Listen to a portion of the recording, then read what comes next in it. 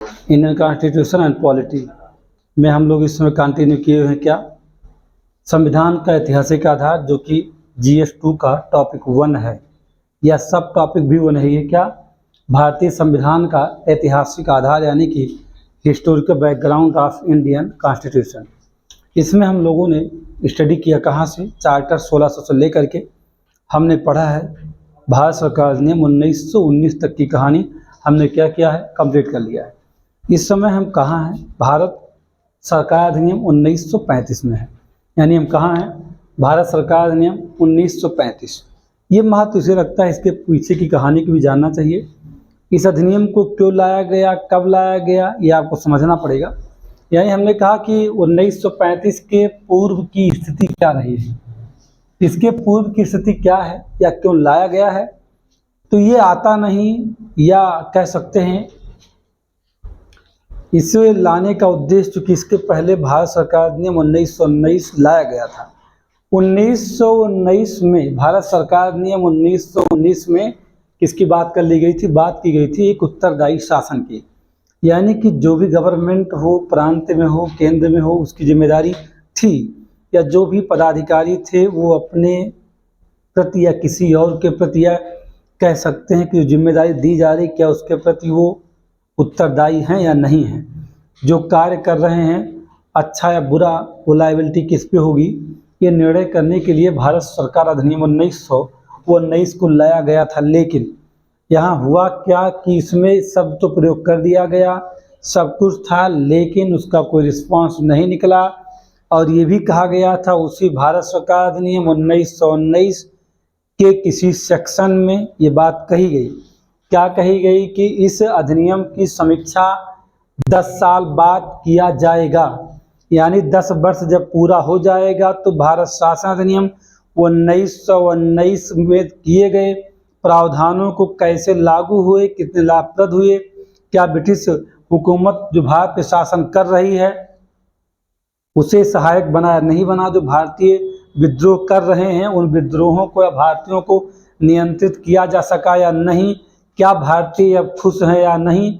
अंग्रेजों को लगने लगा था कि अगर भारतीय नहीं खुश रहेंगे तो हमें बहुत जल्द हिंदुस्तान छोड़ना होगा, इसलिए जो कांग्रेस मांग करती थी या आंदोलनकारी मांग करते थे वो कहीं ना कहीं जो भी अधिनियम आते थे उन अधिनियमों में रख दिया जाता था। ये भी आपको हम बता दें, हम बात कर रहे हैं यम लक्ष्मीकांत की। यम लक्ष्मीकांत में जो बातें हैं उसी पे चर्चा हो रही है, कुछ बातें वहाँ नहीं हैं, लेकिन आप उसे कनेक्ट कर सकते हैं पूरा पढ़ने के बाद समझ करके। तो ये कहा गया था, यानी भारत सरकार अधिनियम 1919 के किसी सेक्शन में, क्योंकि अगर मैं आपसे ये कहूँ तो भारत सरकार अधिनियम जो आपका है इसमें प्रस्तावना भी है और इसमें धाराएं भी हैं। ये कितनी धाराएं हैं इस पे चर्चा भी बात होगी, बाद में हम करेंगे आपसे। 19 कितने सेक्शन हैं, क्या यह प्रस्तावना विहीन है या इसमें प्रस्तावना है, ये प्रस्तावना क्यों महत्व रखता है, इंट्रोडक्टरी क्या होता है और इंट्रोडक्टरी कहाँ नहीं था, कौन सा ऐसा अधिनियम आया जिसमें इंट्रोडक्टरी को नहीं रखा गया, यानी प्रस्तावना विहीन एक ऐसा अधिनियम लाया गया। लेकिन उसके पहले आपको जानना होगा कि इसी में कह दिया गया था कि मेरा ही मूल्यांकन 10 वर्ष बाद कर लेना कि मैंने क्या काम किया है, लेकिन मूल्यांकन करने के लिए होना था 10 वर्ष बाद। लेकिन हुआ क्या कि जो उत्तरदायी शब्द यानी उत्तरदायी शासन की बात की जा रही थी, वह शासन का संचालन नहीं हो पा रहा था, यानी कि कह सकते हैं कि 1919 भारत सरकार अधिनियम अपने लक्ष्य को ना पा सकने के कारण ही क्या करना पड़ा, 1927 यानी कब, 8 नवंबर 1927 को इस अधिनियम की समीक्षा करने के लिए साइमन, कौन, सर जॉन साइमन की अध्यक्षता में एक कमीशन का गठन किया गया, जिसे क्या कहा गया है, साइमन आयोग कहा गया है। यानी कि अब आप समझ गए होंगे यम लक्ष्मीकांत में जो लेटेस्ट आपका 6ठा संस्करण है उस पर पेज नंबर 6 होना चाहिए। साइमन आयोग के बारे में कुछ बातें की, क्या कहा गया, ब्रिटिश सरकार ने नवंबर 1927 में, यानी कि निर्धारित समय से 2 वर्ष पहले ही, नए संविधान में भारत की स्थिति पता लगाने के लिए सर जॉन साइमन के नेतृत्व में 7 सदस्यीय एक वैधानिक आयोग का गठन किया। आयोग के सभी मेंबर क्या थे?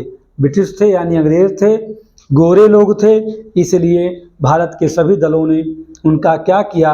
बहिष्कार किया। आयोग ने 1930 में अपना रिपोर्ट सौंपा है। यानी कि अगर आपसे बात किया जाए कि इस साइमन आयोग में कितने सदस्य हैं, यानी मेंबर कौन कौन से हैं, तो आप जानते 7 लोग हैं और उन 7 का नाम आपको पता होना चाहिए। लेकिन पहले ये जानना है कि लक्ष्मीकांत में क्या क्या बातें की गई हैं। कहा गया कि सभी दलों ने इसका बहिष्कार किया। आयोग ने 1930 में अपनी रिपोर्ट प्रस्तुत की और द्वैध शासन प्रणाली, राज्यों में सरकारों का विस्तार हो, ब्रिटिश संघ भारत के संघ की स्थापना हो, सांप्रदायिक निर्वाचन व्यवस्था को जारी रखा जाए की भी सिफारिश किया। आयोग के प्रस्ताव पर विचार करने के लिए ब्रिटिश भारत और भारतीय रियासतों के प्रतिनिधियों के साथ 3 राउंड टेबल यानी गोल मेज सम्मेलन की बात की। सम्मेलन की बात हुई 3 गोल मेज सम्मेलन, जिनकी शुरुआत दिसंबर 1930 से कब तक? 1932 तक चलने वाला है। यानी कि जो 3 गोल मेज सम्मेलन होंगे और नेहरू जो कमेटी बनेगी उसके जो क्या होंगे, रिपोर्ट होंगे, उन्हीं सब को आधार बनाते हुए क्या किया जाएगा? एक ब्लूप्रिंट बनेगा और ब्लूप्रिंटवा बनाएगा कौन जानते हैं? लॉर्ड लिनलिथगो बनाएगा, जो कि उस समय भारत का वायसराय नहीं है। लेकिन ब्लूप्रिंट वही तैयार जिसे क्या कहेंगे? श्वेत पत्र कहेंगे। वही श्वेत पत्र बनेगा भारत सरकार अधिनियम 1935। अब ये बात कर दी गई है इसकी, ये बात मैंने आपको लक्ष्मीकांत की मोटी मोटी बातें मैंने कर दिया और कुछ बातें मैंने जोड़ दिया। अब जब कुछ बातें जोड़ी जाती हैं तो कुछ बातें और भी यहाँ होती हैं जिससे हमें क्या होना चाहिए, हमें उसके बारे में जानकारी होना चाहिए। जैसे कि जब आप साइमन आयोग को पढ़ते हैं, इसके पहले एक अच्छा लेक्चर दिया गया है और हो सकता है आपको उसकी ज़रूरत पड़े और हो सकता है ना भी पड़े, दोनों बातें हैं। क्योंकि कुछ अधिक जानकारी मॉडर्न इंडिया से बहुत सारी बातों को ला के जब कनेक्ट किया जाता है तो एक प्रॉब्लम होती है कि फिर संविधान से बन जाता है क्या मॉडर्न इंडिया, तो फिर आपको लगेगा कि ये जो क्लास है ये संविधान के बजाय क्या है, आधुनिक भारत का है। जैसे थोड़ा सा डीप होने पे प्रॉब्लम होती है। जो लोग नहीं पढ़े होते हैं, कोरिलेट करना नहीं जानते हैं, कोरिलेट नहीं कर पाते हैं, इसीलिए ये चूँकि मैं कहता हूँ कि लक्ष्मीकांत से आपको पढ़ा रहा हूँ, मेरा बेस वही है, तो मुझे लगता है कि अगर मैं जैसे थोड़ा सा आपको पूरी तरह ले जाता हूँ तो क्लास का ड्यूरेशन जो बढ़ जाएगा, लेक्चर ड्यूरेशन प्लस होता चला जाएगा। दूसरी बात ऐसा भी होगा कि आप समझ नहीं सकते क्योंकि आपने मॉडर्न इंडिया को पहले तैयार नहीं कर रखा है, तो हम जो भी बातें करेंगे सारी बातें बाउंस कर जाएंगी। और कुछ चीज़ें ऐसी होती हैं कि अगर पहले ना पता हो, जब हमें मॉडर्न इंडिया में जो ब्रिटिश साम्राज्य या प्रभुत्व है स्थापित होना, उसका भारतीय अर्थव्यवस्था पर प्रभाव, वो सारी चीज़ों का हम अध्ययन ना किए हों तो हमें समझ में नहीं आता कि साइमन आयोग का विरोध क्यों है। हम कांग्रेस की स्थापना को ना जानते हो तो हम कांग्रेस मुस्लिम लीग की बात कैसे कर सकते हैं? कांग्रेस कौन क्या है, मुस्लिम लीग क्या है, हिंदू महासभा क्या है, उनकी बात जब हम करते हैं तो सवाल उठता है कि क्या हमें इसके बारे में हमें पता है कि हिंदू महासभा गठन क्यों हुआ? हमें क्या इसके बारे में पता है कि कांग्रेस जैसी पार्टी की स्थापना क्यों की गई 85 में? क्या हमें ये पता है बखूबी, हम जानते हैं बात हो कि लिबरेशन पार्टी हो या कोई फेडरेशन पार्टी हो जिसकी स्थापना की, जिन्होंने विरोध किया, किसके लिए? साइमन आयोग का विरोध किया। लाला लाजपत राय कौन है, चंद्रशेखर आजाद कौन है, भगत सिंह कौन है, जिन्होंने बम बना करके तैयारी किया था मारने के लिए किसके ऊपर? आयोग को उड़ाने की साजिश रची थी किसने? भगत सिंह ने। तो हम जब नहीं उसको याद, तो हम मॉडर्न इंडिया पढ़े हों तो मुझे लगता है आप समझ पाएंगे। इसीलिए फिर हम एक एक की बात जब करना शुरू करते हैं तो प्रॉब्लम क्रिएट होती है कि भगत सिंह के बारे में नहीं पता, आज़ाद के बारे में नहीं पता, BS मंजू के बारे में नहीं पता, महात्मा गांधी के बारे में नहीं पता। अब मैं क्या करूँगा? तो वहाँ फंसना होता मुझे। JL नेहरू की कहानी को हमें नहीं पता, नेहरू कमेटी बनने जा रही, कैसे बनेगी नहीं पता, तो एक प्रॉब्लम क्रिएट होती है। फिर क्या करें? फिर हम उतना ही अध्ययन करें जितना कि संविधान के लिए आवश्यक है। उससे ज़्यादा अगर हम अध्ययन करेंगे या तो हम मॉडर्न इंडिया को ठीक से पढ़ ले जाएं। इसलिए मैं कहता हूँ कि जब मेरी क्लास बहुत यूजफुल है, खासकर GS2, UPSC, UPPCS और इसके अलावा जितने भी स्टेट हैं, मेंस के लिए बहुत ही लाजवाब है, यानी कि बहुत बेहतर हो सकता है, बशर्ते अगर आप अध्ययन कर रहे हैं साथ ही साथ किसका, स्पेक्ट्रम का भी। तो चीज़ें पकड़ में आती हैं, ऐसी बात नहीं कि नहीं आती हैं। हमने बात अब शुरू हो रही किसकी, ये बातें हुई जॉन साइमन की अध्यक्षता में एक कमीशन बना। एक कमीशन में 7 सदस्यों को चयनित कर दिया गया। 7 सदस्यों को लॉर्ड बर्किनहेड ने नियुक्त कर दिया। लेकिन एक बात आप जानिएगा, इस कमीशन की जो नियुक्ति की जा रही थी तो उसमें भारत का वायसराय कौन था? इरविन, लॉर्ड इरविन था। तो इरविन ने निर्देश दे रखा था किसे? सचिव लॉर्ड बर्किनहेड को, कि इसमें जितने मेंबर होंगे सब के सब अंग्रेज होंगे भाई। अंग्रेजों को रखा गया था, liberal party, labour party, conservative party, वहां से ला करके रखा गया था। 7 सदस्यों में अगर कहा जाए 8 नवंबर 1927 गठित हुई। एडवर्ड लॉर्ड बर्न, एडवर्ड के डागान, बर्नर हामसान, CR एटली, जी एलन फॉक्स, हेम अल्कोना जैसे लोगों को शामिल करते हुए 7 सदस्यीय एक साइमन आयोग बना। साइमन की अध्यक्षता में बना और वो आयोग हिंदुस्तान आने को तैयार है। हिंदुस्तान आने को तैयार है, स्वागत के लिए यहाँ भारत में भी लोग तैयार हैं कि आओगे तुम्हें यहाँ से भगा देंगे, तुम्हें यहाँ रुकने नहीं देंगे। यानी जैसे ही वो कमीशन आया, उसका विरोध किया गया। लाला लाजपत राय ने विरोध किया, लाठी खा लिया। भगत सिंह आज़ाद ने बम बनाने का प्रयास किया कि बम मार देंगे, लेकिन उसकी स्वीकृति क्रांतिकारी दल ने नहीं दिया, यानी HRA ने इस बात की सहमति नहीं दिया। HRA मतलब समझ रहे होंगे आप, हिंदुस्तान रिपब्लिकन एसोसिएशन, जिसका गठन कहाँ हुआ था? कानपुर में। आप जानते हैं सचित सान्याल। अब इस कहानी से मैं कह रहा हूँ कि थोड़ा सा अगर अंदर लेके जाते हैं तो आपके लिए प्रॉब्लम क्रिएट होती है, क्योंकि आपकी पकड़ से दूर हो जाता है। तो यानी कह सकते हैं कि HRA ने अनुमति नहीं दिया उनको, दोनों लोगों को, तो बम नहीं बना, संसाधन नहीं उपलब्ध हुआ, तो उन्होंने बम नहीं मारा। लेकिन लाला लाजपत राय ने विरोध किया, लखनऊ में जवाहरलाल नेहरू जैसे लोगों ने विरोध किया, गोविंद बल्लभ ने विरोध किया, लाठी डंडा खा लिए, लेकिन फिर भी इसने अपना रिपोर्ट प्रेजेंट किया। लेकिन एक बात आप समझते हैं, अपनी रिपोर्ट प्रेजेंट करने से पहले, यानी साइमन कमीशन 30 जून 1930, कहीं कहीं मिलता 30 में 1930, ध्यान रखिएगा। रिपोर्ट प्रेजेंट करने का डेट कहीं 30 मई है, कहीं 30 जून है, कंट्राडिक्शन है इस पर।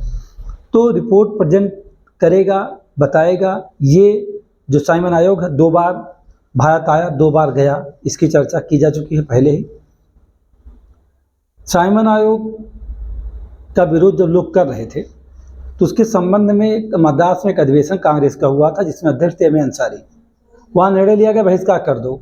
लॉर्ड बर्किनहेड ने चुनौती दे दिया था, कहा था ऐसा कि जब इतना चिल्ला रहे हो, लाठी डंडा चलवा रहे हो, तो ऐसा बेटा अगर तुम्हारे अंदर क्षमता है तो ऐसा कोई आप संविधान का ऐसा रूपरेखा बनाओ, ऐसी मसौदा बनाओ जिसमें तुम्हारे देश में जितनी पार्टियां हैं सब एक मत हो, एक दूसरे का विरोध ना करो।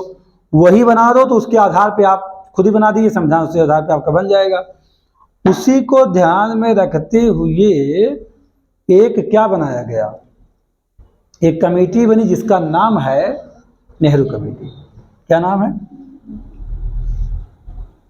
नेहरू कमेटी, जिसका नाम है नेहरू कमेटी। नेहरू कमेटी गठन किया गया, और नेहरू कमेटी के अगर सदस्यों की बात किया जाए तो इसमें भी 7 सदस्य हैं। 2 ऐसे हैं जो निमंत्रण दिया जाएगा, यानी कि उन्हें आमंत्रण दिया जाएगा और उस आमंत्रण पे वो आएंगे। तो एक सवाल उठता है कि नेहरू कमेटी में आमंत्रित सदस्य कौन लोग हैं? ये आपके कमेंट का मामला है, आप बताइएगा। जब भी वीडियो जब भी आप देखिए कमेंट करके मुझे बता दीजिएगा कि वो 2 लोग कौन हैं जिन्हें आमंत्रण दिया गया था। क्या कैसा आमंत्रण दिया गया था कि आप आइए, शामिल होइए। कहाँ? नेहरू कमेटी में।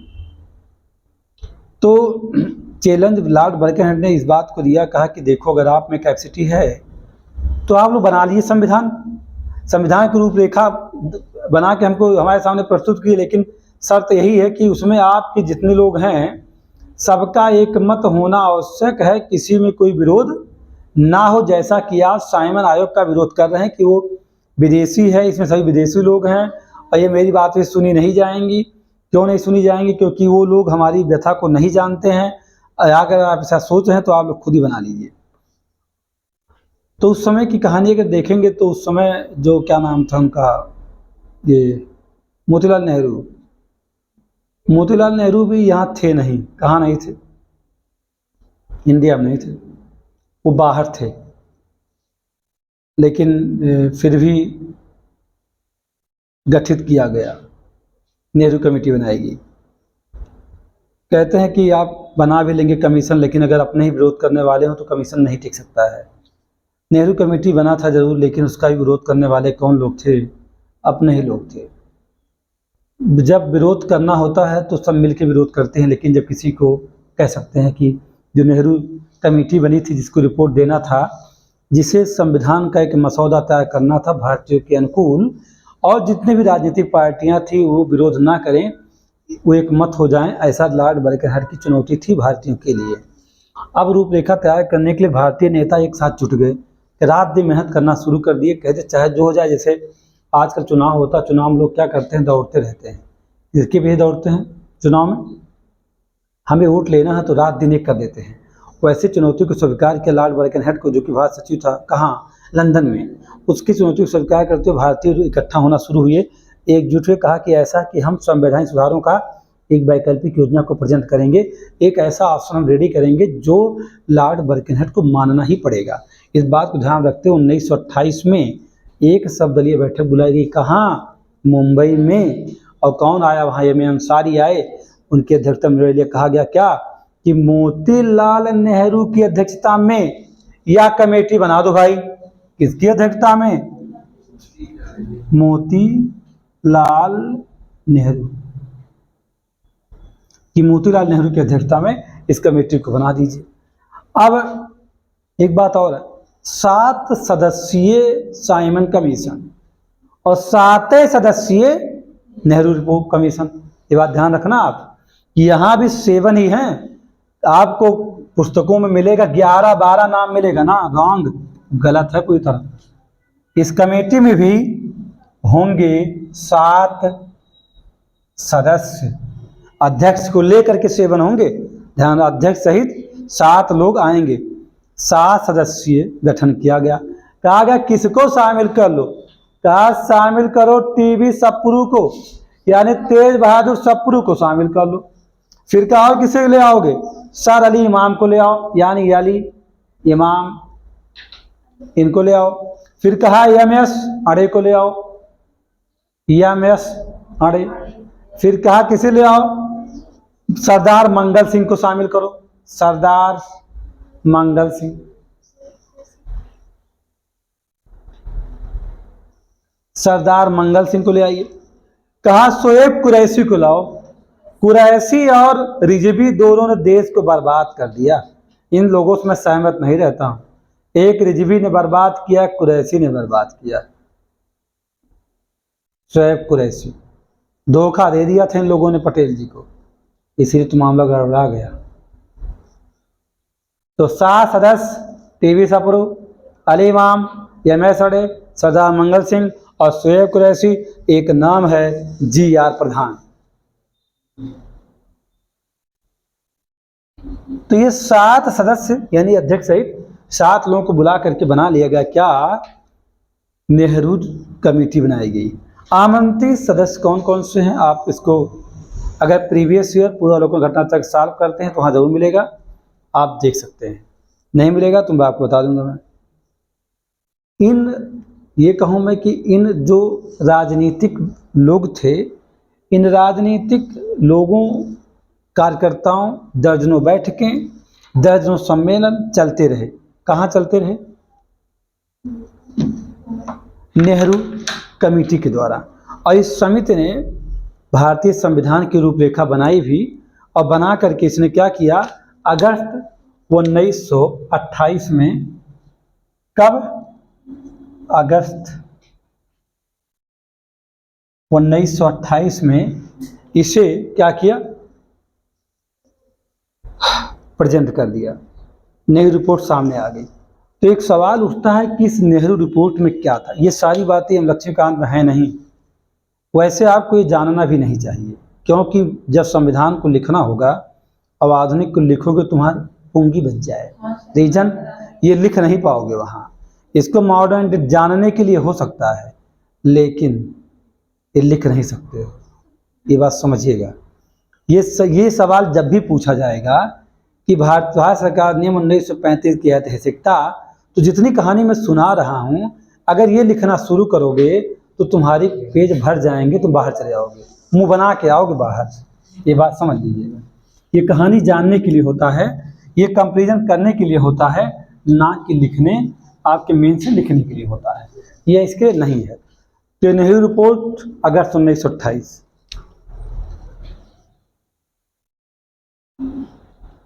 नेहरू रिपोर्ट अगस्त 1928 में प्रस्तुत किया गया। इसमें कुछ बातें की गई। क्या बातें की? कहा भैया देखो ऐसा है, भारत को बना दो ना डोमिनियन स्टेट, तब हम मानेंगे। क्या कहा? Dominion state. तो ब्रिटेन वाले पूछे ये बताओ बचवा, कहाँ तुका जानकारी मिला कि तुका हम डोमिनियन स्टेट बना दें? ये कहाँ तुम्हें ज्ञान मिल गया? अब सवाल उठेगा ना कि भाई आप तो अपनी बात कह दिए तो कि डोमिनियन स्टेट हमें बना दो, तो डोमिनियन स्टेट बना देंगे, लेकिन ये कहाँ से सीखा, किसके जैसा बनना है? तो चूंकि मोतीलाल नेहरू ने इसमें कह दिया था रिपोर्ट में कि जैसे कनाडा में है ना, और जैसे दक्षिण अफ्रीका में है, हमको वैसे बनना है। यानी हमें डोमिनियन स्टेट कैसे बनना, जैसे अफ्रीका है और जैसे कनाडा है, वैसे हमको दर्जा दो, मानो कि हम डोमिनियन स्टेट हैं। दूसरी बात क्या कहा? कहा कि हमारे जो भारतीय लोग हैं उनको 19 मौलिक अधिकार दे दो। 19 मौलिक अधिकारों की बात कर दिया। ये बात छोटी सी हम लक्ष्मीकांत में कही गई है। और पृथक निर्वाचक मंडल को समाप्त कर दो, इसमें कहा गया था पृथक निर्वाचक मंडल अब नहीं रहेगा, इसे समाप्त करो। आरक्षण के सिद्धांत को स्वीकार करो। कहा क्या? आरक्षण मानो, अब संख्या की बात छोड़ दो, आरक्षण दो, ठीक है, स्थानों पर चुनाव में आरक्षण दे दो, लेकिन आरक्षण चुनाव में तो होना चाहिए था, लेकिन नौकरियों में नहीं होना चाहिए था। ये सही है। नौकरियों में आरक्षण के होने से प्रतिभाओं के साथ बलात्कार है, मेरे अनुसार सही नहीं, गलत। जो प्रतिभाशाली है वो चैन से बाहर होता है। आरक्षण उन निठल्लों, न पढ़ने वालों को जो ठीक से नहीं पढ़ते, ज्ञान भी नहीं है, जो शासन प्रशासन में जाकर धज्जी उड़ा देते हैं। तो मेरा मानना है कि सुविधाओं में आरक्षण दीजिए, आप चुनाव लड़ने में आरक्षण दीजिए, सब्जी खरीदें, खाने पीने के वस्तु में आरक्षण दो, रिजर्वेशन आप उन्हें वहाँ दो, लेकिन शिक्षा के में जो प्रवेश है, नौकरियों में है, अगर शिक्षा में देना चाहते हो तो आरक्षण तो देना चाहिए, लेकिन आपको अच्छी यूनिवर्सिटी, अच्छे कॉलेज में रिजर्वेशन दीजिए कि हाँ लोग जो पिछड़े हैं, दबे कुचले हैं, आके शिक्षा प्राप्त कर सके, लेकिन नौकरियों में आरक्षण मत दो। ये प्रतिभाओं के साथ है खिलवाड़, क्योंकि अयोग्य लोगों का अगर चयन होगा तो कुशल प्रशासक का जन्म नहीं होगा। अगर कुशल प्रशासक को जन्म देना है तो एजुकेशन रिजर्वेशन को अप्लाई करो, लेकिन नौकरियों को से हटा दो, इसकी जरूरत बिल्कुल नहीं है, क्योंकि वहाँ समान होगा तो जितने भी शासक बनेंगे, जो भी कर्मचारी हमारे देश में आएंगे वो समान होंगे, और उनमें बहुत अच्छा जो है सांगठनिक संबंध होगा, एक दूसरे लगाव भी रखेंगे, घृणा भी रखेंगे, क्योंकि वो ऐसे ही लोग होंगे, उनको कभी भी नहीं लगेगा कि जो दूसरा वाला आया है ये तो ससुराल आरक्षण से आवा है, ये कुछ भी ना करता, तब वो हमें बराबर बैठल बा। तो जो घृणा है ये कम हो जाएगा। और जो एक होता ना, एक शासन करना है तो संगठन का मजबूत होना आवश्यक है। इसीलिए मैं इस बात को कहता हूँ बार बार कि रिजर्वेशन एजुकेशन में रख करके नौकरियों से तो बिल्कुल गायब कर दीजिए। अगर ये सरकार जिस कदम उठाती है, ये समझिए कि भारत के नवनिर्माण में उसका पहला कदम है। कितनी भी राजनीति किया जाए कि आरक्षण को रखो रखो, लेकिन मेरा मानना है कि अब भारत में जिन लोगों को रिजर्वेशन दिया गया है उनका सामाजिक शैक्षिक विकास हो चुका है। अब उन्हें रिजर्वेशन की कैटेगरी में रखने का मतलब है कि देश के विकास में बाधा को ना खत्म करना, न उस बाधा से मुक्त होना, और देश यहीं खत्म हो जाए। आप रहो 100 साल पीछे, आज़ादी के बाद भी आप भिखमंगे बने रहो, राशन पे जीते रहो, लेकिन विकास ना करना चाहो, तो शायद जिनको रिजर्वेशन हटाओगे तो कम से कम ये समस्या तो खत्म हो जाएगी। क्योंकि अब साधन हमारे पास है, हम संसाधन युक्त हैं, संसाधन से दूर नहीं हैं। तो इन्होंने कह दिया कि आरक्षण दो, लेकिन सबसे बात ये थी कि स्थानों पे आरक्षण क्या, चुनाव का, नौकरी की बात तो नहीं किया था ना नेहरू ने, ये बात जो कहेगी। लेकिन आजकल आरक्षण के कहोगे हटा दो तो 50 पार्टियां हैं जो विरोध में उतर जाएंगी, चुनाव हरा देंगी, सरकारें गायब कर देंगी। लेकिन नहीं जान रहे कितना बड़ा ये अभिशाप है देश के विकास में। अंबेडकर की एक भूल, संविधान में ये होना चाहिए था कि यह आरक्षण 10 वर्ष बाद स्वतः समाप्त होगा, इसे संसद भी नहीं बढ़ा सकती है, या 20 वर्ष तक अप्लाई करके छोड़ देना चाहिए था। 70 साल हो चुके हैं रिजर्वेशन में, क्या रिजर्वेशन था नहीं था, तब पर भी मांग के खाते थे, और रिजर्वेशन मिला है। 70 साल तो रिजर्वेशन को घोंट के पी रहे हैं, तब पर भी राशन के में लाइन लगाए रहते हैं, तभी भीख मांग रहे हैं। तो फिर ऐसी क्या जरूरत है, कोई मतलब है क्या? तमाम छोटी छोटी पार्टियां कहती रहती नहीं आरक्षण चाहिए। नेहरू बेवकूफ़ नहीं थे जिन्होंने मोतीलाल नेहरू कमेटी में संविधान में आरक्षण रखने की बात की, लेकिन कहा क्या, अरे भाई निर्वाचक मंडल में, कहा निर्वाचक मंडल में पृथक निर्वाचन समाप्त करो, और उस पृथक निर्वाचन मंडल में जो अल्पसंख्यक की बात को आरक्षण की ना कहो कि अल्पसंख्यक के स्थानों के आरक्षण को सिद्धांत को मान लो, यानी जो अल्पसंख्यक हैं उन्हें आरक्षण दे दो, उसकी समस्या नहीं है। लेकिन ये निर्वाचक मंडल की बात किया था। सब ने अपना हित चाहा है। इस देश में खाली एक का नाम ले सकते हो गर्व के साथ, जिन लोगों ने अपना हित नहीं चाहा है। सुभाष चंद्र बोस एक ऐसे शख्स हैं भारतीय इतिहास में जिन्होंने अपना हित कहीं नहीं साधा है।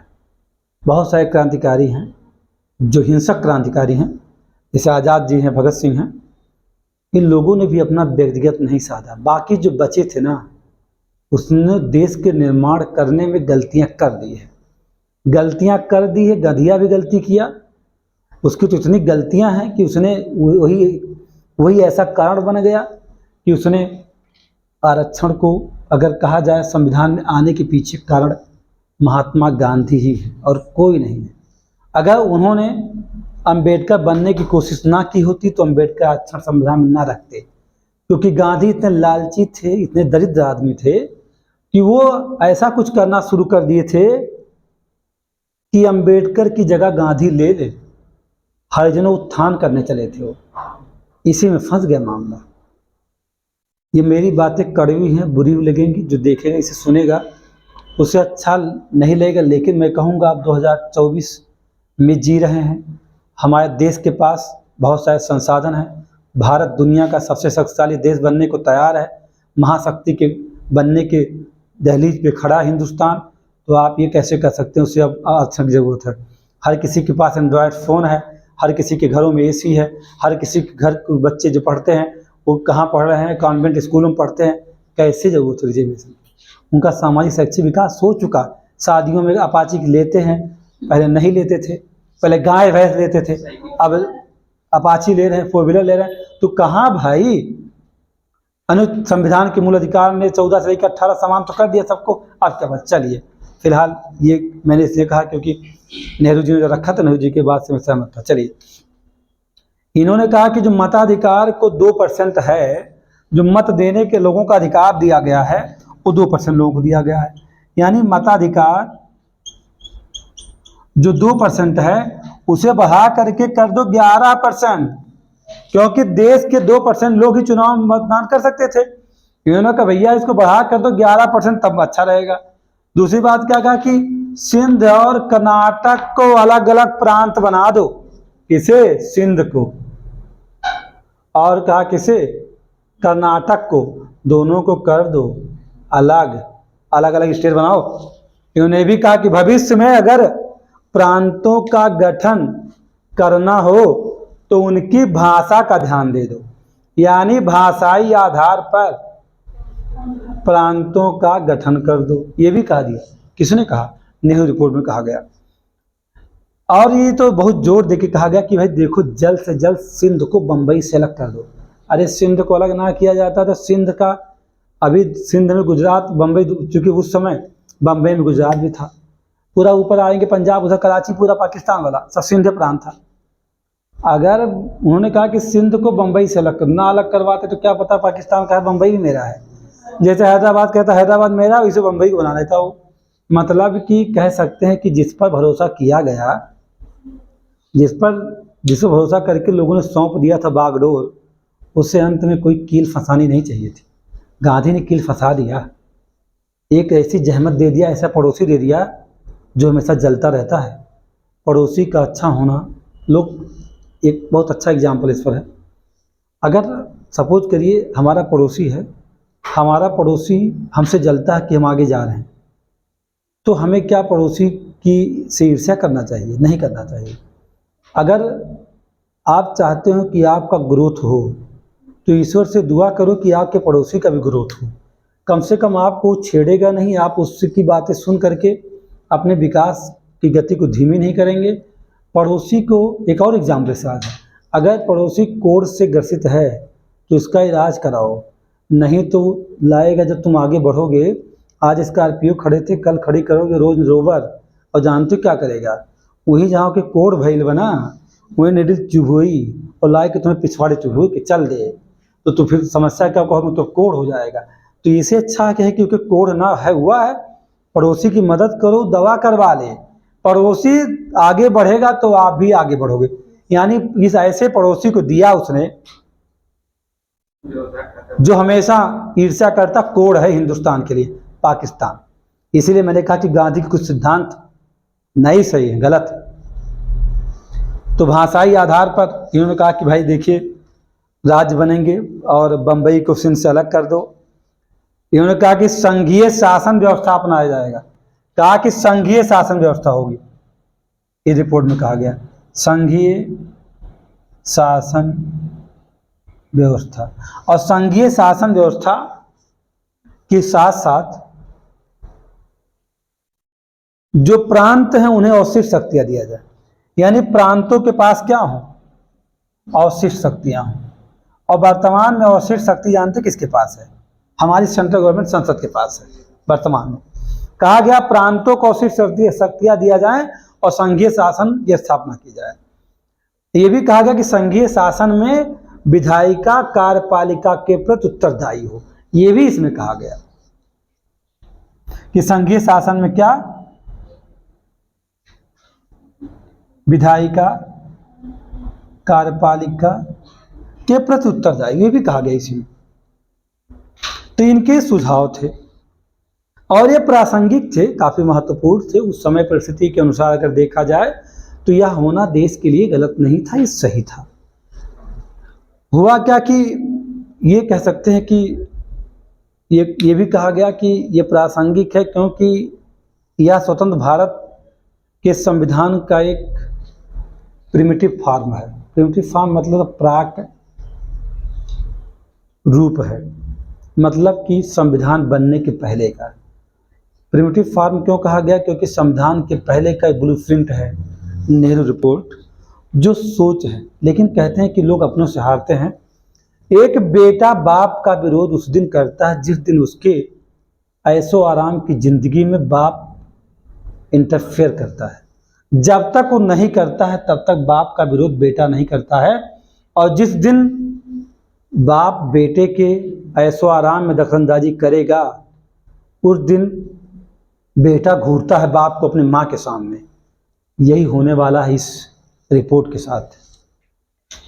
कहेंगे ये कैसे? अरे भाई ठीक है, मुस्लिम लीग मानने को तैयार नहीं होगी। देश के युवाओं का नेतृत्व करने वाला जवाहरलाल नेहरू युवाओं के वर्ग से जो संबंधित था वो इसका विरोध करेगा। नेहरू में 1 लाख नहीं 1 करोड़ अच्छाइयाँ, लेकिन नेहरू और गांधी की कुछ गलतियां ऐसी हैं जिसने देश को बर्बाद कर दिया है। उन लोगों के साथ या उनके परिवार में लोगों की हत्याएं होने के पीछे के शायद सब यही कारण है। किसी को रहा होगा पुरहन ठोक दिया, गांधी को ठोक दिया, सब कोई के नेता को साफ कर देता है। अब किसी नेता को क्यों नहीं मारा जा रहा है? क्योंकि यानी कि हम वर्तमान के नेताओं से कुंठित नहीं हैं। हमें कुंठा होगी तभी हम हत्या करेंगे। किसी शासक की हत्या तब होगी जब वहाँ की जनता उसकी विचारधारा से पूरी तरह कुंठित हो जाएगी, उसे अवसर मिल जाएगा तो साख कर दी। मैंने कहा कि बेटा बाप का विरोध उस दिन करता है जिस दिन उसके ऐशो आराम की ज़िंदगी में बाप की दखलंदाजी होती है। अगर एग्जाम्पल है, पापा लोग जगाते हैं बेटा जल्दी जगह पढ़ लो, तो बेटा क्या करता है? हाँ सोने का अभी, तेज आवाज़ में बात करता है। ये आप समझ सकते हैं। अब उसमें बहुत सारे एग्जाम्पल हैं। तो जवाहरलाल नेहरू ने विरोध का बिगुल बजाया। जवाहरलाल नेहरू ने क्यों बजाया? क्योंकि वो इस 7 मेंबरों में नहीं था। नेहरू कमेटी में जवाहरलाल नेहरू को नहीं शामिल किया गया था। जवाहरलाल नेहरू सुभाष चंद्र बोस का उस समय थोड़ा सा आपस में जुड़े थे। सुभाष चंद्र बोस और जवाहरलाल नेहरू दोनों लोगों का क्या किया गया? दोनों लोगों ने विरोध किया। किसका? इन नेहरू रिपोर्ट का। इसके पीछे का कारण यह है कि इन दोनों लोगों को नेहरू कमीशन में स्थान नहीं मिला था, जिसका सवाल मैं पहले कर चुका था भैया आपसे। यानी जवाहरलाल नेहरू और सुभाष चंद्र बोस को स्थान नहीं मिला था। कहाँ? नेहरू कमीशन में। ये बहुत रीजन है, लेकिन आमंत्रित सदस्य के रूप में इन दोनों लोगों को बुलाया जाता था। एक लोग गुलाब का फूल लेके चले जाते थे, लोग अपना पेन लेके डायरी मेंटेन करते थे। गुलाब का फूल वाला बस खाली कपड़ा अच्छा पहनता था, परफ्यूम मारता था, लंदन में सिलवाया था, अमेरिकन प्रेस करवाया था, फ्रांस से परफ्यूम बनवाया था, हिंदुस्तान में इसको सबको नाक में दम कर दिया था परफ्यूम का। इतनी बात इसलिए की जा रही है क्योंकि अगर कहीं ना कहीं दोष तो है ही, गलतियां तो हुई ही हैं। नहीं होती तो हमेशा कहते हैं ना कि जख्म जितना गहरा होता जाएगा तो जाहिर सी बात हो मार देगा। तो जख्म बहुत गहरा है। अगर इतिहास को अच्छे से अध्ययन करोगे तो समझ जाओगे कि कभी कभी मोदी जी की कुछ बातें 100% एक्यूरेट है। यानी इसीलिए व्यक्ति के रूप में इस देश में जो वर्तमान के प्रधानमंत्री हैं, ऐसा प्रधानमंत्री कभी होगा ही नहीं, ये जानिए, व्यक्ति के रूप में। क्योंकि कुछ बातें जो बताते हैं वो उसमें उस राष्ट्रवाद की झलक दिखती है जो राष्ट्रवाद बंगाल में पनपा था। कुछ लोग मेरी बात से सहमत हों या ना सहमत हों, मैंने कहा कि कुछ मामलों में सब या व्यक्तिगत रूप से अगर कहेंगे आप कि किसका व्यक्तित्व अच्छा, तो बहुत अच्छा है। क्योंकि ये एक ऐसा पीएम जो ऑन द स्पॉट जजमेंट लेता है, नहीं वही कील जिसे मछली के मुंह में फंसा के छोड़ा था जवाहरलाल नेहरू ने, किसे? कश्मीर को 2019 में आके हल हुआ है। बहुत सारे ऐसे मामले हैं इस देश में जिसको सरकार, अगर ये इसकी दूरदृष्टि ना होती गवर्नमेंट की वर्तमान की, शायद होता नहीं। तो मैंने कहा कि व्यक्तित्व के रूप में देखेंगे तो बहुत अच्छे पीएम हैं, कोई संदेह नहीं है इन पर। तो विरोध कौन कर रहा था? जवाहरलाल नेहरू, सुभाष चंद्र बोस भी विरोध करने में शामिल हो गए। देश की युवाओं को भड़का दिए। जो कांग्रेस में युवा थे उन्होंने भड़का दिए, कैसा विरोध करके रिपोर्ट ना मानो, कि ठीक भाई ना मानो। तो 1927 में चूंकि मद्रास में एडमिशन हुआ था इमरान अंसारी के अध्यक्षता में, तो कहा गया था ठीक है नाम नहीं मानेंगे, डोमिनेट स्टेट नहीं मिलेगा हमें, तो हम अब क्या करेंगे? हमारी कोई बात अगर नहीं मानेंगे, सुभाष चंद्र बोस ने कहा कि ऐसा है कि नहीं मानेंगे तो हम लोग अलग पार्टियां बना लिए। तो कांग्रेस से कुछ लोगों को इकट्ठा किया, सुभाष चंद्र बोस, जवाहरलाल नेहरू दोनों लोग मिल करके बना लिए क्या? All India independence league. वाह! हमने कहा ना, बेटे के गुलाब के फूल में छेड़ोगे तो बेटा दुश्मन बन जाए। मोतीलाल नेहरू छेड़ दिया जवाहरलाल नेहरू के, तो कहा पार्टियां बना लेंगे, बना लिया पार्टी। गुलाब का फूल ही को पसंद था।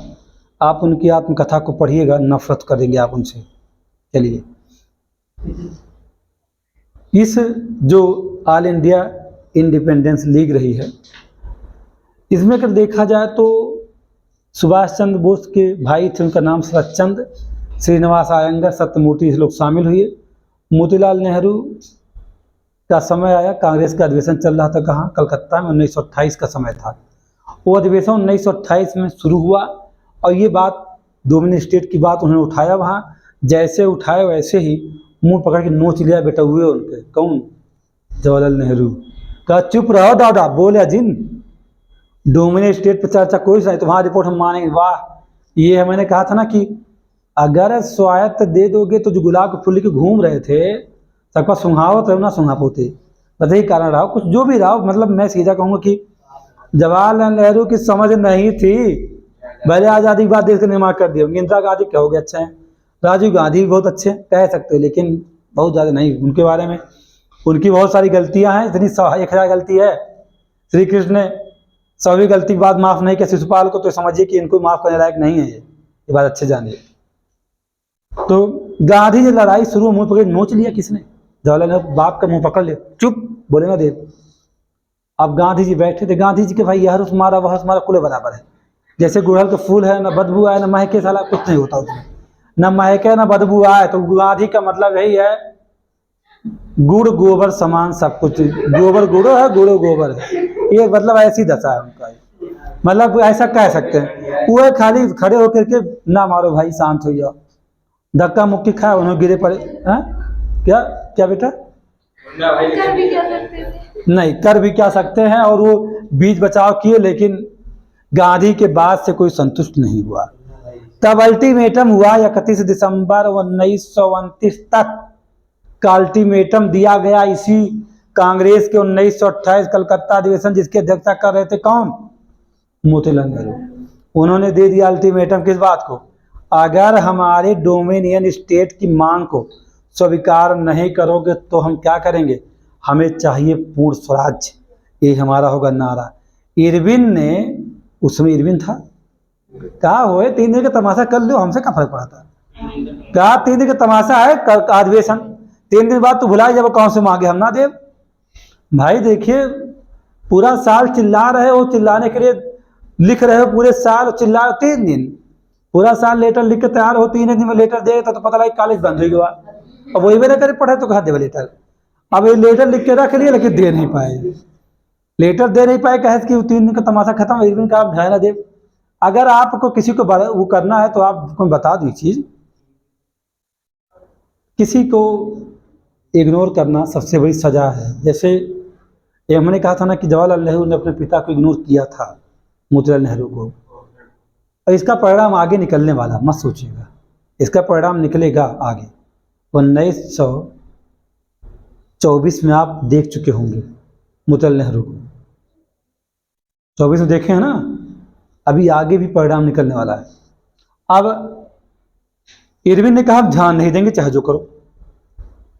पूरा साल निकल गया, लाहौर में अधिवेशन शुरू हुआ 31 दिसंबर 1929 को। अब वो कहाँ, नहीं 31 दिसंबर 1929, हाँ 28 में वो कौन थे? मोतीलाल नेहरू थे। अब 29 में कौन आ गया? लाहौर में जवाहरलाल नेहरू आ गए। यहाँ पर राष्ट्रीय तिरंगा फहराया गया, पूर्ण स्वराज की जो कल्पना की गई थी वो प्रस्ताव पारित किया गया। 26 जनवरी 1930 को राजीव के तर्क पर भारत ने पूर्ण स्वाधीनता दिवस मनाया, और वहीं से 26 जनवरी हमेशा मनाया जा रहा है। इस बात को आप जानते हैं, बता नहीं। मुस्लिम लीग ने कहा कि अवशिष्ट शक्तियां किसके पास भेज दो? प्रांतों के पास। उसने कहा तब मेरी सहमति हुई, लेकिन मुस्लिम लीग के बहुत अड़ंगों की वजह से, और उसने कहा केंद्र प्रांत में मुस्लिमों को 1/3 आरक्षण दे, 1/3। अरे क्या बताएं, सभी मुसलमान बुरे नहीं है, लेकिन बुरे थे उनको चलाने वाले, उनको नियंत्रित जिन्ना बुरा था। बुरे वो थे जो उनके नेता थे, वो बुरे नहीं थे, उनमें कट्टरता उतनी नहीं थी, कट्टरता भरी गई। अगर ये कहा जाए कि इस देश में, इस देश के विभाजन के जिम्मेदार कुछ मुट्ठी भर नेता हैं इस्लाम से संबंधित, और मुट्ठी भर नेता हिंदुओं से संबंधित हैं, जिन्होंने विभाजन के आग को हवा दे दिया था। नहीं, विभाजन होता ही नहीं, क्योंकि लोग एक दूसरे से दूर नहीं रहना चाहते थे, उनके अंदर कोई विवाद नहीं था, एक साथ त्योहारों को मनाते थे, लेकिन इन नेताओं ने बर्बाद कर दिया। जैसे वर्तमान में भी तो ही है, आधे लोग आधे के साथ, आधे लोग आधे के साथ, ऐसे चल रहा है। इतिहास को थोड़ा सा जानो, नफरत कुछ ही लोग करने के, सब लोग नहीं। नेहरू रिपोर्ट असफल हो गया, यानी बनाए कितना दिल से लेकिन फेल। 1929 में फेल हो गया, रिपोर्ट खत्म, कहानी कुछ नहीं। 14 सूत्रीय मांग पत्र जारी कर दिया, कौन? मोहम्मद अली जिन्ना का। हमार मानो तो हम मानो तुम्हार। और जैसे उसने 14 सूत्रीय कार्यक्रम जिन्ना ने प्रस्तुत किया, यानी कि उस सांप्रदायिक मांगों का एक विशाल दस्तावेज प्रस्तुत कर दिया गया। और कांग्रेस ने कहा ठीक है, ना मानो तो जाओ, तुम्हारा 14 सूत्रीय मांग हम बिल्कुल मानेंगे नहीं, चाहे जो कर लो। और उन मांग में कहा कि भारत को संघात्मक स्वरूप तो दो, लेकिन अवशिष्ट शक्तियां किसके पास चली जाएं? प्रांत के पास। कहा सभी प्रांतों को स्वायत्त कर दो, अल्पसंख्यक समुदाय को पर्याप्त प्रतिनिधित्व दो। तुम्हारी संख्या ही ज्यादा नहीं है तो तुम क्या करोगे भाई? संख्या जैसी होगी वैसे आपको नेतृत्व मिलेगा। कहा संख्या के लिए पृथक निर्वाचन प्रणाली दो। पंजाब बंगाल में पश्चिमोत्तर प्रांतों में मुसलमानों को बहुमत के आधार पर शासन करने का अधिकार दो। वाह, यानी कि उसने पाकिस्तान बनाने की योजना उसी से बना लिया था। इतना बड़ा चोर था जिन्ना कि उसने ये प्रोग्राम बना लिया था कब? 1930 में ही। सोच सकते हैं आप। अब इन लोग नफरत के लायक ही हैं। भले ही जो लोग जिन्ना को जानते हैं तो माला पहनाते हैं, आजकल भारत में कुछ लोग उनको पूजते हैं। ये भी कहा कि सभी संप्रदाय वालों को धार्मिक विश्वास, उपासना, त्यौहार, प्रचार प्रसार ये सब आज़ादी दे दो। क्या ठीक हो जाएगा? संप्रदाय या वर्ग यानी कि मुसलमानों को 3/4 मत को ध्यान रखते हुए अगर विरोध करना चाहें तो 1/3 ना करो, 3/4 मत डाले तो भी विरोध स्वीकार कर लो। कहा सिंध को बम्बई से अलग कर दो, उसने भी ये बात कहा। सीमांत बलूचिस्तान में सुधार करो। सभी सरकारी सेवाओं में मुसलमानों को आरक्षण दे दो। कितना ड्रामा है, ऐसा आप न सोचिएगा। कहा मुस्लिमों को उनकी शिक्षा, संस्कृति, भाषा और व्यक्तिगत कानूनों की सुरक्षा दी जाए और संरक्षण दिया जाए, यानी कि जो धार्मिक ग्रंथ हैं उनको महत्व दिया जाए। और जब भारतीय संविधान आएगा सबको खत्म कर देगा। ये जानिए, ये मांगा था अपने 14 सूत्री मांग में। ये भी कहा केंद्रीय मंत्रिमंडल, केंद्रीय और प्रांतीय मंत्रिमंडल में कम से कम 1/3 मुसलमान हों, मंत्री में भी। ये था, यही है। अंतिम में कहा कि केंद्रीय विधानमंडल को संविधान में परिवर्तन का अधिकार तभी हो जब छोटे छोटे प्रांत तैयार हों। इतना ड्रामा किसके साथ है? जिन्ना ने रख दिया। कांग्रेस ने कहा रखो तू अपन लिस्ट ले अपने घरे, तो हाँ लिस्ट हम ना स्वीकार करब। अब लिस्ट जब नहीं स्वीकार किए, और ये बात चूंकि इरविन कहा था, इरविन सो रहा था, कहा हम ध्यान नहीं देंगे, तू लोग बकवासबाजी कर लो अपना। उसने इग्नोर कर दिया था।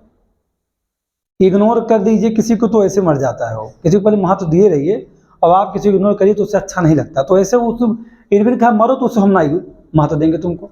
नहीं दिया, दशा क्या हो गई? दोनों आपस में भिड़ गए। मुस्लिम लीग किनारे जा रही है, कांग्रेस कहा तुम्हारी 14 सूत्री मांग नहीं मानेंगे हम। अब ये चर्चा होने जा रही है कहाँ? लंदन में रैमजे मैकडोनाल्ड आ रहे हैं, यानी कि अब 3 राउंड टेबल कॉन्फ्रेंस होगा, यानी गोल में सम्मेलन होगा इस समस्या को हल करने के लिए। सोचो ये दशा है तो कितने समझदार रहे होंगे?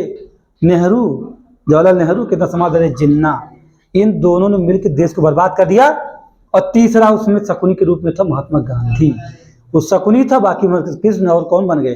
दुर्योधन बन गए। तो देश कर दिए खत्म। मेरी बातें अच्छी लगी, बुरी लगी हो, कमेंट करिए, शेयर करिए, सुझाव दीजिए। आपको पसंद आए ना पसंद आए, जो बताया उस पर तर्क सहित सारी बातें, जिसको तर्क करना तर्क मुझसे कर सकता है, सारी बातें करेक्ट हैं। अगली क्लास में हम किसके साथ मिलेंगे? गोल में सम्मेलन, जो किसका, और सांप्रदायिक पंचायत जो किसका हिस्सा है, और पुनः पैक्ट, 3 बातों के साथ जो किसका हिस्सा है। इसके इस भारत सरकार अधिनियम 1935 के पीछे की कहानी उन तीनों में है। धन्यवाद।